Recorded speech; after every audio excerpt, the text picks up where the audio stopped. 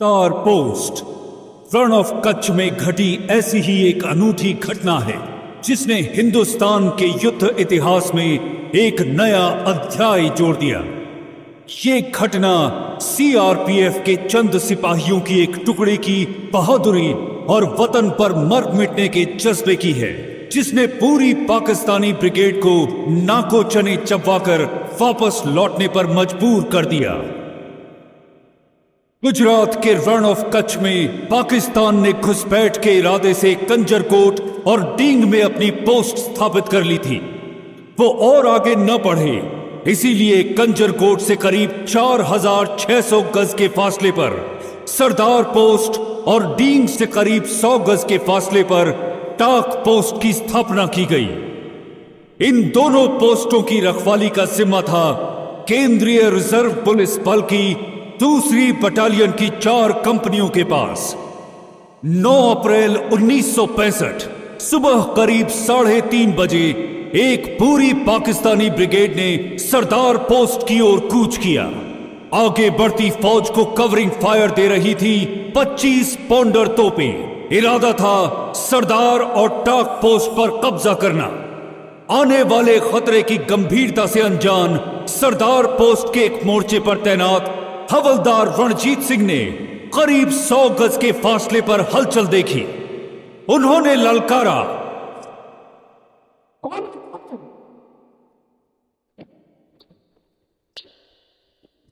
जवाब आया भारी मोर्टार और तोप के गोलों से। युद्ध छिड़ चुका था। पूरी कंपनी पोस्ट सतर्क हो गई, मोर्चे संभाल लिए गए और आगे बढ़ती पाकिस्तानी फौज का बहादुरी से मुकाबला किया गया। इसी बीच सिपाही शिवराम ने मेजर कर्नैल सिंह को पोस्ट से करीब 600 मीटर दूर पश्चिम से आ रहे मोर्टार फायर की जानकारी दी। इस मोर्टार फायर से उनकी पोस्ट को भारी नुकसान हो रहा था। उसे तुरंत टाक पोस्ट जाकर उन्हें इस खतरे से अवगत कराने के लिए कहा गया।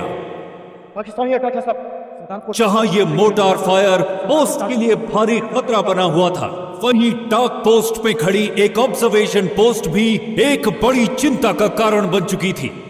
टावर गिराना जरूरी है, नहीं तो पूरी पोस्ट खतरे में है, जल्दी।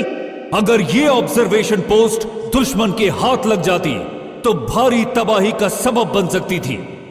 उसे तुरंत उड़ा देने का फैसला लिया गया। पोस्ट को उड़ाना खतरे से खाली नहीं था, पर सिपाही शिवराम ने अपनी जान पर खेलकर इस ऑब्जर्वेशन पोस्ट को उड़ा दिया। सूबेदार बलवीर सिंह ने मोर्चा संभाल अपनी 3 इंच मोर्टार के फायर से दुश्मन की मोर्टार पोस्ट को ध्वस्त कर पोस्ट को हो रही तबाही से बचा लिया। हथियार और गोला बारूद कम था और सामने एक फौज अपनी पूरी ताकत के साथ आगे बढ़ रही थी। इतनी बड़ी फौज को ज्यादा वक्त तक रोके रखना नामुमकिन था, लिहाजा एक योजना बनाई गई। एक ऐसी योजना जिसने इस युद्ध की दिशा ही बदल दी। फायरिंग बंद कर। तो दुश्मन आगे बढ़ता जाएगा, हम उन्हें रोकेंगे कैसे? बिल्कुल रोकेंगे, और ऐसा रोकेंगे कि फिर वो दोबारा उठ नहीं पाएगा। सरदार पोस्ट से फायर रोक दिया गया। हरे रेगिस्तान में मौत का सन्नाटा पसर गया। इस ख्याल से कि कैंप में मौजूद सभी सिपाहियों को उसने मार डाला है, पाकिस्तानी फौज बेखौफ आगे बढ़ने लगी, मगर चीते घात लगाए बैठे थे। फौज के नजदीक आते ही मशीन गनें गरज उठी। इस अचानक हमले से घबराई पाकिस्तानी फौज में अफरा तफरी मच गई और वो पलटकर भागने लगी। तभी उत्तर पूर्वी कोने में तैनात हवलदार भावनाराम की मशीन गन जैम हो गई। इससे पहले पाकिस्तानी फौज फिर से हमला बोल देती, हवलदार भावनाराम ने हिम्मत दिखाते हुए सारे ग्रेनेड एकत्र कर एक के बाद एक दुश्मन की ओर उछालना शुरू कर दिए।